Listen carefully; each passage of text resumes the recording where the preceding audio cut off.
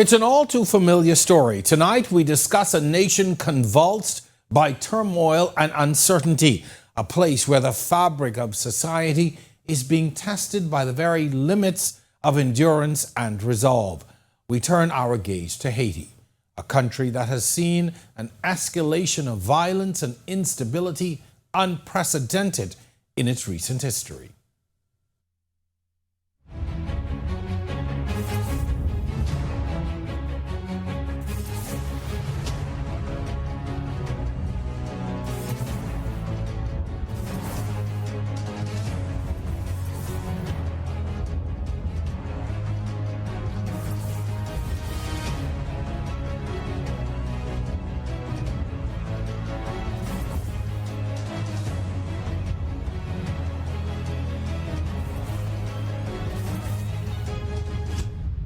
Welcome to On the Record. I'm your host, Jerome Sawyer. On March 7th, when chaos gripped the heart of Haiti, some 4,500 inmates escaped from prison, an event that underscored the depth of the crisis. This was closely followed by an attempted seizure of Haiti's main international airport by gangs. Promptly, the next day, the Haitian government extended a state of emergency around Port-au-Prince for another month. On March 12, under immense domestic and international pressure, Prime Minister Ariel Henry resigned following a critical meeting in Jamaica with CARICOM states, including the Bahamas, calling for swift political transition. Tonight, we delve into the chain reaction triggered by these developments with our guest, a seasoned diplomat who has served under multiple titles in the nation of Haiti and the current chargé d'affaires assigned to Haiti to understand just how Haiti got to this point, provide some commentary on the current state of affairs, explore solutions to stabilize the nation, and discuss how the Bahamas is assisting during these tumultuous times. Stay with us. Our show begins on the other side.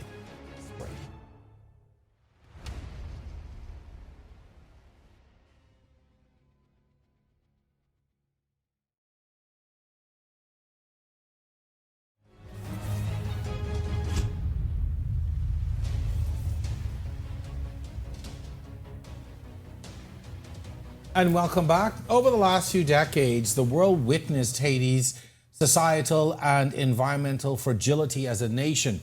Before we engage with our guests, Marlena Leonard gave us a comprehensive look into key moments that have contributed to Haiti's current state.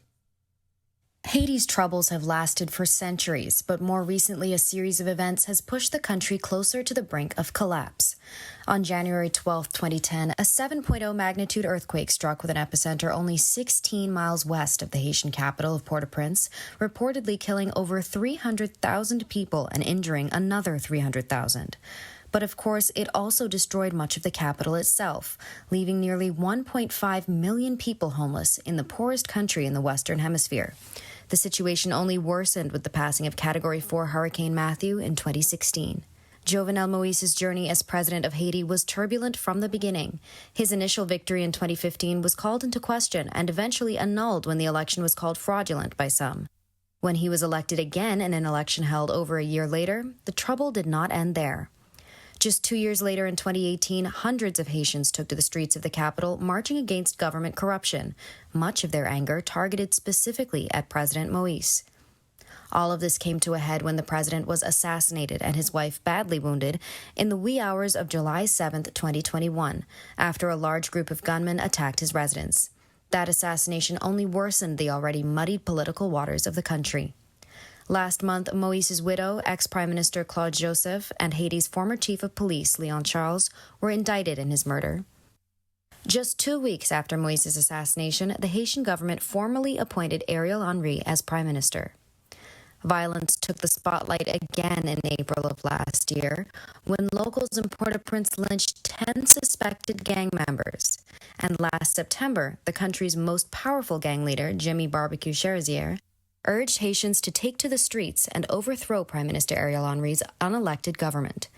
The fear of governments being left unchecked may be residual from the Duvalier years, where Francois Duvalier and Jean-Claude Duvalier, also known as Papa Doc and Baby Doc, held on to power through sham elections and intimidation, including death squads, for almost 30 years. In a statement released this week, Cherizier says Haitians must be left to determine the way forward, and further international intervention will plunge the country deeper into chaos.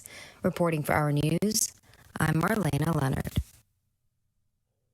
We want to thank Marlena for that comprehensive piece. Well, we have the privilege of welcoming a distinguished guest whose extensive diplomatic career has given her a unique insight into the complexities of Haitian politics and society. Marilyn Zonical has served with distinction as an ambassador, chargé d'affaires, and consul general to Haiti, positions that have placed her at the forefront of navigating the intricate relationship between Haiti and the international community. We are happy and privileged to have her join us here on the set. Well, it's a privilege, Mr. Sawyer, to be with you because you are such a stellar reporter, so that it's my privilege as well. Thank you. Thank you very much. And for context, I always like to talk old story when I have friends in the studio, but, we started this journey, or I started this journey as a young reporter back in the early 90s in Haiti with you at a very difficult time even then, because the country was going through a transitional period. And that brings me straight into my first question. With your extensive experience in Haiti, I want us to just really begin with a brief overview of some key historical factors that have led to the current crisis. As we said, this situation didn't just develop recently, but it has been something that has been really developing and going in various facets over the decades. So very briefly, help us to understand in a context how we got here. Okay, first of all, as you know, Haiti is complex, and for many people, it's intractable, it's impossible. But I think the best way that I can help you more or less briefly to understand how we got here is to let you know that Haiti has had 22 constitutions. The first one was it was 1801, when the Governor General, before Haiti became independent, Haiti took advantage of the French Revolution. The slaves took advantage to revolt and to gain their independence in 1804, which was their second constitution. But if you look at the history of Haiti's constitution, you will begin to appreciate why Haiti is where it is today. For example, I don't remember all the dates, but one of the first constitutions, the president basically said, if you would permit me to look at my notes maybe so that I can know, because you want me to be brief. The first constitution, the president said that they had a constitution, but wherever the army went, the constitution no longer applied. Wow. So that gives another one of their constitutions. It said that, I think this was the one with Pétion. He said that he established a bicameral parliament, but he said that the Senate, the upper chamber, could only be appointed from a list that he gave the lower chamber. So again, you see the authoritarianism coming through. And then, of course, you had the Constitution with Jean-Claude Duvalier, Papa Doc, and then succeeded by his son.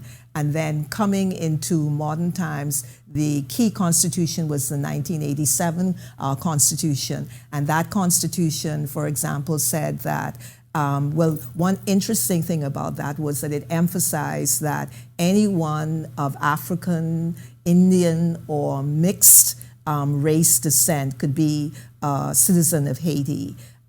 It also said that that no one who had duals, even though that was a fact, that could be done, no one who had dual citizenship could aspire to the highest offices in Haiti, namely the presidency, the legislature, etc. So what got us here is that you see a history of authoritarianism, totalitarianism, and then, of course, corruption, because most of Haiti's presidents basically ruled for themselves. And in fact, when I was in Haiti, I was told that every Haitian aspires to be president. So that in itself tells you where the focus is. So how did we get here? I think if you look at their history, their legal history, and then the current constitution, the 2012 constitution, which is founded on it's a revision of the 1987 constitution. That is quite informative and quite impressive in a way when you read it. Why? Because all the challenges, human rights, security, corruption, exploitation, the answers are in that constitution. But are they being applied? So again, if we want to speak in the current history or in a context in which people who are watching the show may be able to appreciate, I remember when the younger Duvalier, known as Baby Doc, was overthrown or fled the country. Yes. And I remember the celebrations that ensued. And that, in that era, in that time, that seemed like the greatest hope for Haiti. Yes. It was the first time in recent history that they were going to have democratic elections, and we were moving towards that. They elected a president, President Aristide, and then something happened. He was overthrown, and military rule set in again. And this was in the early 90s. Yes, indeed. And that happened because, again, to answer your question, how did we get here? You have to appreciate the objective context of Haiti, namely, what is the politics of Haiti? We've alluded to that. What is the economics of Haiti? The economics of Haiti is that Haiti was once the most rich, prosperous colony of Europe, particularly for France. It was called La Perle des Antilles, the Pearl of the Caribbean. It had the highest output of cotton, of coffee, of sugar. And then it also, more recently, has been found to have some of the most coveted minerals on Earth: gold, copper, silver, iridium, which is used in the nuclear industry. And as a result of that, that is where you see the elites, the economic oligarchy that have had a stranglehold on Haiti virtually since inception, because, again, going back to their constitution, the earlier constitutions in the early 19th century, that is around 1805, 1806, 1816, etc., there was no reference to who owned the land. So in other words, the land was owned by the colonial white Europeans, and that was never addressed. In the 2012 Constitution, it's addressed partially in the sense that it says, I think, in its Article 36 and 37, that any minerals that are found in Haiti, the people should benefit from it. But again, it's the Constitution being implemented. And then if you look at we looked at briefly at the political, economic. If you look at the social, you have there where you begin to see the richness of Haiti in her culture, in her people, richness in art, richness in sophistication. I said to your colleague, Ms. Shepherd, when she interviewed me from your newscast, that one of the things that amazed me when I was there, and I went into the market, just the way they arranged the fruits and vegetables in a very artistic way. I can tell you from personal experience, not it just was thrown like when you go in the picture food. perfect. Precisely. Yes. And then also too, I shared with her that one of my colleagues, the cultural attaché from the from France, from the French embassy, he commented to me once when we were talking. He said, "Do you know Haiti is the most rich country culturally that I have ever experienced?" And this is coming from a French diplomat. Wow. And you know the cultural heritage and richness of France. So that begins to give you, and then of course the sophistication, because I also shared with your colleague that I had the privilege of being taught when I did my postgraduate work in international relations by a former president of Haiti, Leslie Manigat. And Leslie Manigat told us that Haiti, he described his country as the 85% country, 15% either white or mulatto, wealthy, educated, Catholic, cultured, 85% the opposite of that. And then to give an example of it, because when I returned home, people obviously would say, "How is Haiti? How did you find Haiti?" And to get Bahamians to appreciate how Haiti is, I said to them, I said, "Can you picture having tea in the afternoon at Buckingham Palace with white glove servants? That's the sophistication you would find in Haiti." And then coming again, the context in the environment of Haiti. You and I both agreed before this show that Haiti is a beautiful country. Absolutely beautiful. You know, beautiful, and natural beauty. Precisely. And it has all the major climes on the planet. It has coast, it has desert, it has snow, it has mountains, and I had the privilege of seeing it all. You spoke of the 1585 that was described to you. Do you think that that disparity is what continues to fuel the issues? Because as someone once said to me, it's the tale of two cities. It's the best of times and it's the worst of times. And you literally see it, it is a street apart. But is it because of that, in your estimation, that huge disparity in wealth and sophistication and culture in some aspects that continues to fuel the issues on the inside? I do, and I'll illustrate it this way. Because of that 15%, there are about 5% that are millionaires, billionaires. Yes. As someone described to me, there are about 1 million millionaires. Right. Yes. And could you imagine that in a country that's described as the poorest in the hemisphere, a virtual failed state? And I'll also answer the question from the perspective that there are two stories that run about why the situation in Haiti is the way it is.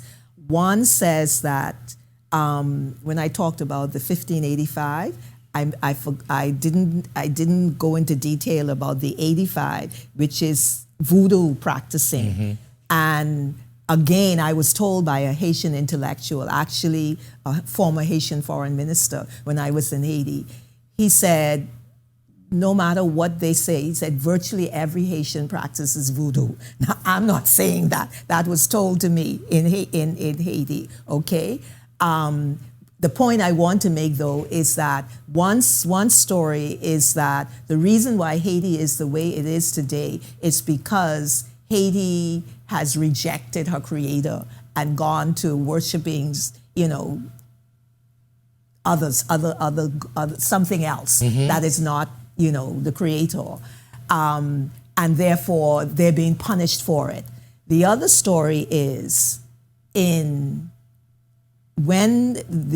Haiti defeated the foremost army, Napoleon's army, all the Europeans, the major, not just France, Great Britain, Spain, and as I said, their prize colony, their jewel colony, of course, that couldn't be accepted. And so An army was sent to Haiti in 1825 to say, we will not recognize you unless you give us reparation because you are our jewel in the crown. And not only did you wrest it from our crown, but who are you to have done it? Slaves.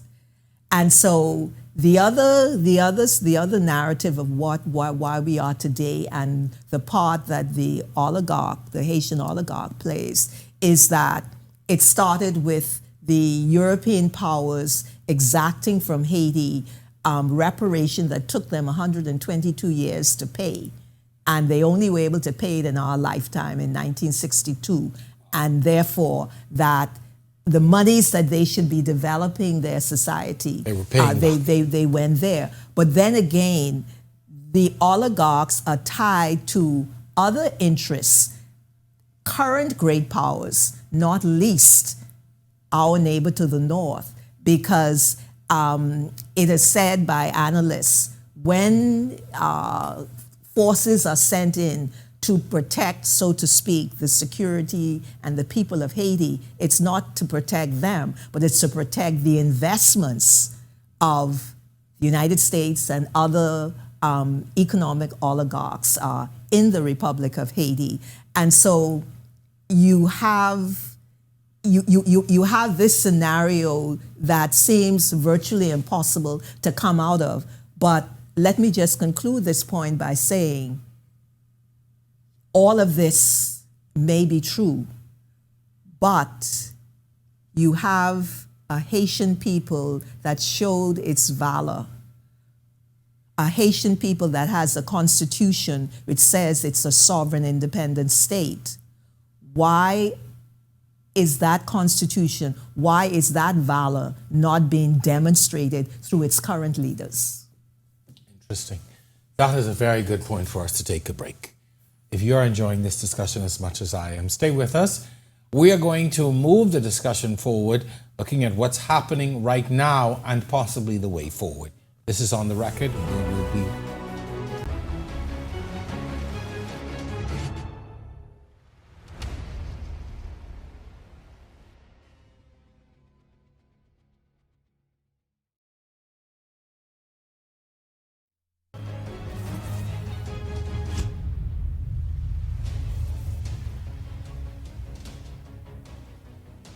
Welcome back. This brings us to this week. Gang violence escalated further with attacks on upscale neighborhoods in Port-au-Prince reported on Monday, leaving at least a dozen dead in surrounding areas and leading to an extension of a nighttime curfew in an attempt to curb the violence. On Tuesday, the situation took a dire turn as deadly gang violence prompted human rights activists to urge the Dominican Republic to halt deportations of Haitians fleeing the chaos. And yesterday, amidst these turbulent events, Caribbean leaders confirmed that all political factions, barring one, have submitted nominees for Haiti's Transitional Presidential Council, tasked with selecting an interim prime minister amidst the rampant gang violence. Ms. Onicle, as we continue now our discussion on this issue, I want to, as I said, move the discussion forward a little more in terms of looking at the current situation. How significant was the assassination of President Jovenel Moïse in shaping this current political landscape? I would say it was significant in the short term, in that it provided a destabilizing environment for the presidency to be seized. But I think you referenced what do we do now, and you reference what the CARICOM heads of government are doing, which is very laudable. But let me again look at it another way. Sure.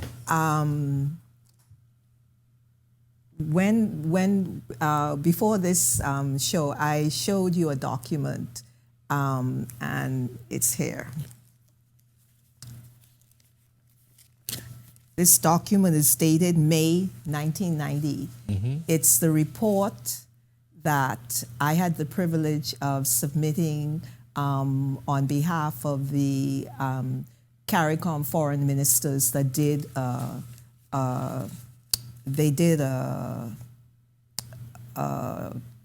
fact-finding trip to Haiti. And in this document, you will find that everything that is being done now was done over 30 years ago, including what the eminent persons, CARICOM eminent persons group that our former Prime Minister Perry Christie is a part of, chaired by the former Prime Minister of St. Lucia, and also with the former Prime Minister of Jamaica. In terms of their meeting, we met with 35 political parties. We met with 12 opposition parties. We met with the cabinet of the then cabinet of Haiti. We met with civil society. We met with the then what was tantamount to the Transitional Council, and we also met with the army, and we also met with the current president, who was Bertha Pascal Trujillo. And she had the distinction of being the first Haitian female president and the first president in the hemisphere of African descent. Everything that is being done now was basically, if you were to read this document, even the way the terms of reference of the Caribbean community, the Conference of Heads that took place at the beginning of the month, towards the beginning of the month, is drafted, was put to us over 30 years ago. So in essence, this is really, the situation is new in this context, but has been going on for decades in terms of, how it is that Haiti finds itself in this position. Because, for example, the gangs by the G9 and Cherizier, they are but reincarnations of the Tonton Macoute. They were doing the same thing back 30-odd years ago. And for context, those of you who don't know the Tonton Macoute, this was a dangerous force in Haiti that was created, I think, by the Duvaliers. Precisely. By the Duvaliers, yes. It was like its private army. It's private army. Precisely. Yeah, called the Tonton Macoute. So this is really another generation of that. Precisely. So how do you break the cycle? Especially when you have those significant forces of the elite, the economic elite, and the investment interests of major powers in Haiti, and not to mention still the racial component, because as you know, one of the key things, because of the United Nations, it's the decade of the transatlantic slave trade, and all the talk about reparation as a result. So how do you break the cycle? I think there are some of the components for breaking the cycle, particularly when you look at the UN Security Council resolution, which basically is the mandate for what the CARICOM eminent persons has been doing, as well as what the CARICOM heads of government, as well as the Kenyan government's security force that they are supposed to be bringing to Haiti. And that resolution is UN Security Resolution 2699 of 2023. If you look in that resolution, you will see that the resolution addresses all the troubling points, whether it be security, whether it be the gangs, whether it be the transitional period. Everything is addressed in that resolution. But I venture to say it still may only bring a temporary solution. And why do I say that? I think it will only bring a temporary solution because there are elements of true solution making, true peacemaking that I think are absent. And what are these elements that I'm referring to? I would say one, the Word of God says, in a multitude of counselors make war. that is present, okay, because you have the Security Council sanctioning, as I said, what CARICOM and other third parties are doing to help Haiti. There's also a truism that at the end of the day, if you really want conflict resolution, you have to be face to face. You have to meet face to face. You can have your what shall I say, for want of a better way of saying, those who are on your side dialogue, as the Middle East does, with Qatar representing Hamas, and the United States basically representing Israel, in the Middle East situation. So you can have those persons negotiating for you, but at the end of the day, you have to be face to face. So what is the difficulty, or do you see that happening? Because, that continues to be at the core of a lot of these disputes. There are these gangs, these factions. The difficulty is, if you listen to what the current political players who are vying for power are saying, they're saying no way should the gangs, Mr. Cherizier and whoever heads the G9, no way should they be part of any transition and power sharing, because they are the source of the problem. So that already tells you that the second criterion that I mentioned about face-to-face, whereas these gangs have indicated they want to be part of the power sharing. They do aspire to political power. And the third component, criterion, I would say, would be, again, I have to go back to fundamental truths. And I quote Proverbs 16:12. It says in the Contemporary Message translation of the Holy Scriptures, there is no sound leadership without a moral foundation. Now, how do you bring those three criteria that I mentioned together in a way to address in a more sustainable, permanent way such a complex, intractable situation where you have major powers, and as they say, nobody gives up power, particularly a major power. And who is this this country compared to the superpower and the other major powers of today? I would posit that there are four components. One, we have a fairly good example in contemporary international relations to solve such complex, tragic circumstances where persons have, the atrocities that persons have suffered, that there's a hope for healing. And what am I referencing? Truth and Reconciliation Commissions. So I would posit a Truth and Reconciliation Commission for the Republic of Haiti that would ensure that all these multitude of stakeholders are brought around the table. I remember, I think it worked in the situation in Rwanda. And South Africa is a major. Yes. Okay. And more recently in Liberia. Right. Okay. So you mentioned that's one. Right. The second one I would say that I reference reparation, because whenever you are seeking peace, you're seeking healing, there must be justice. There must be an acknowledgement of fairness on all parts. And justice at its core has two dimensions: vindication and restoration. So there has to be reparation. And I would say reparation in a practical sense from two aspects. One, external reparation, the same way that France extracted reparation from the Republic of Haiti over 200 years ago. All that the countries who are now exploiting Haiti's natural resources, the iridium, the gold, the copper, the silver, must give reparations. Reparation. Okay. But, sorry. No, you mentioned 4 points. Yes, but reparation also internally. Those who have the oligarchs who have been benefiting from Haiti's wealth and riches must now give reparation to their wider compatriots.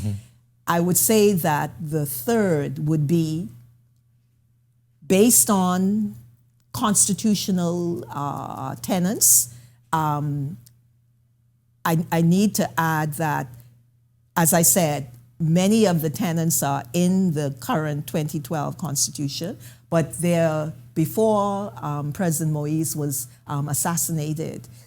He had wanted to further change the Constitution of Haiti and to make it more like say, the United States. Rather than having a president and a prime minister, there would be a president, a vice president, and instead of having two chambers, as the Senate and the Chambre des Députés, which is like our House of Assembly, that you would have a unicameral, just one parliament, okay? And there are other components that he wanted there. One of the most significant ones that he was going to propose that I think is very telling is that at least 5%, a minimum of 5% of the Haitian diaspora should be a part of the parliament. Wow. So the third component would be, yes, I was saying that, well, I didn't identify the third component. To identify the third component, it would be the mapping of the resources of the Republic of Haiti, because Haiti is a wealthy country. I think we have laid that out. And we're running out of time, so I do want to get to the fourth. Or the fourth would be education. Okay. It's such a well thought out, detailed explanation, and in so many instances makes so much sense. My final question really has to do with our role, the importance of the role the Bahamas is playing and continues to play and must play going forward. You can put that into context for us. Why is it important that we remain a part of the way forward for Haiti? Bahamas has no choice because we are the main pull factor. I mean, it's been said it's really the United States, but even if it's the United States, significant numbers of the Haitian Republic remain in the Bahamas. And as you know, the Bahamas is under 500,000. And as I said to your colleague, Ms. Shepard, there are, well, when I served, there were 12 départements, like 12 provinces, and with a population they say is 11.5 million today. We would become the 13th province of Haiti, but more fundamentally, Haiti, if it wasn't for Haiti, we may still be slaves. Why? Because the abolition really got its impetus from the Haitian Revolution. So we have a moral as well as a security, practical reason for being involved. And I will just conclude my answer with this. Something struck me when I was again reviewing Haiti for this exchange. Most of the recent gold and silver and copper that was found in Haiti, where was it found? In the northern part of Haiti. What is the significance of the northern part of Haiti? As I said to your colleague, Ms. Shepard, Haiti is like a crab's claw. Port-au-Prince is somewhere towards the south here. This is the northern part of Haiti where all of the migrants come from. And if this is the richest part of Haiti, don't you think it's in our interest to collaborate with them? Most definitely. I think that's a good place for us to stop. Ms. Monica, I cannot tell you how much I have enjoyed this discussion, how much I've enjoyed us just having this time together again after all these years. And I have to say openly that my passion, my interest, and in many instances my love for Haiti and the story of Haiti really got its impetus many years ago when I traveled with a delegation as a young reporter into Haiti, and you were a part of that, and you taught us so much, and it really sparked my interest from then. And so even today, as I follow and I try to understand, I owe that in large measure to your influence. Well, I'm humbled. And thank you for that, and thank you for all that you do for this country and have done and continue to do. I know that you're out of your work with foreign affairs, but continue to work with civil society. So thank you even now for the work that you continue to do for us. Thank you. It was my pleasure and honor. All right. Well, thank you again. Well, when we return, we speak with someone on the ground, the current chargé d'affaires in Haiti. Stay with us. This is On the Record.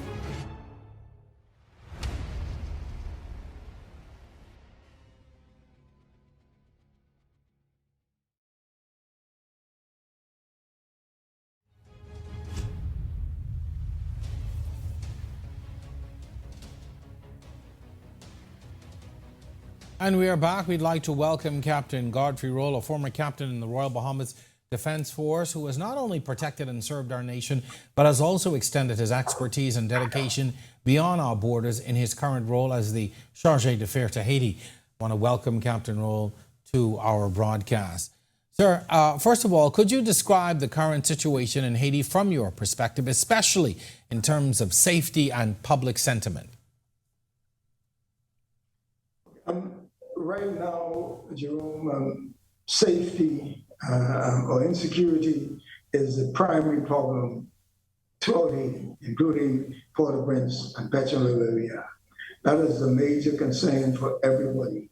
And I think you see persons walking the street, that there's almost a sense of we're just waiting for something to happen. So right now, there's that fear that the gangs have gained ground, and they're gaining more ground, and nobody really knows what the end result will be. So you are talking to us from inside Haiti tonight in your office. Can you describe to us, even from where you sit now, what is your current situation in trying to get out? And are there any other members of the embassy staff who are with you who are also trying to get out? Yes, I'm here at the embassy. Along with me, I have my two security attachés. So there are three of us seeking to make arrangements to get out. They have not been solidified as yet, but it will be very close. And as I said initially, there's an aura of fear, uncertainty around Haiti. Just yesterday, I was sitting in this office, and in a community just next to me, called Peggyville, gangs were trying to take over. But fortunately, the police, the Haitian National Police, along with the citizens, were able to stem that flow. And I can tell you there have been some gruesome activities, not only this incident, but throughout Haiti. That is the reality. That's the reality. The people are tired, and so they sometimes take matters into their own hands along with the police. What are the evacuation options available to you and your team?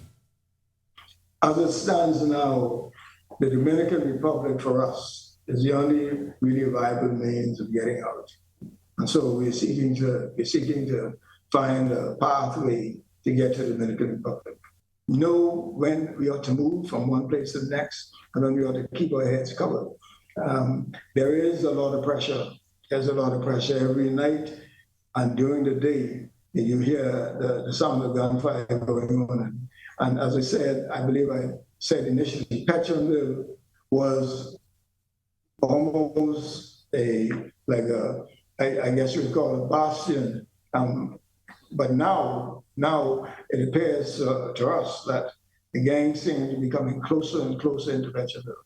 And so movement around, as we got to be very careful as you move around the Pétionville area as well.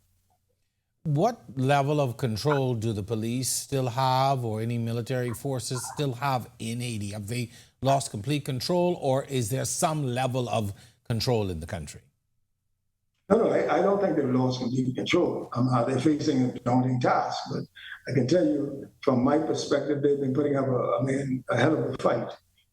Just yesterday, sitting in his office, there was a community very near to the embassy that's called Peggy Little. And there were some gang members who were trying to come in and install another gang or to expand a gang in that area. And the police, along with the citizens, actually stemmed them off. And of course, in Haiti, there are some gruesome things that happen. So the bottom line is, that gang attempt was repelled. So the police, though outgunned and undermanned, they've been doing a good job in my estimation. What, in your estimation, should be the next step in trying to restore some kind of order? Is it fully that you need that the police need more control, need more assistance, or do we also need to be able to see the installation of that transitional government? Well, I think there has to be a combination of things. Right now, insecurity is the major problem in Haiti. There's no doubt about it. Nobody feels safe. The police does not have the manpower. Well, I don't know what equipment they have, but I would guess they probably don't have the equipment to be as successful as they could be. Right? And so I think all of these things are working tandem. In my estimation, there has to be some sort of force to come and assist the police. At the same time, there has to be some social movements to assist the Haitian populace in terms of health, in terms of food, in terms of school. All these things have to be done really in tandem. All right, and from your perspective as well, what is the role of the international community, including the Bahamas, in trying to assist with the restoration of law and order and the reinstatement of a proper government in Haiti? I think the international community has been to some degree involved. To deal with these things will always be complicated. But I can say, certainly speaking from a CARICOM perspective, and which we are part of, CARICOM has really been trying very hard to get the Haitian stakeholders to come up with some sort of a consensus towards moving ahead in the country. I don't think that Haiti will survive without the help and the focus of the international community. They must, of course, let Haiti come up with its own suggested solutions. But Haiti cannot survive without that international community effort to assist in all those ways that I mentioned before. All right, Captain Noel, thank you very much, and all the best to you and your team. We hope that you make it out safely, and looking forward to getting you back home safely. And once the situation is resolved, looking for your safe return back to Haiti. All right. Thank you very much, sir. Thank you, Jerome. I appreciate it. All right. Our goal tonight was not just to recount the events that have led to the crisis, but also to understand the human impact behind these headlines and foster a dialogue on the path forward for Haiti, the Caribbean, and the international community. A special thanks to our distinguished guests for enlightening us and the general public on the regional implications of Haiti's current state. And thank you, our audience, for joining us. Once again, I'm Jerome Sawyer, your host. See you next time right here on The Record.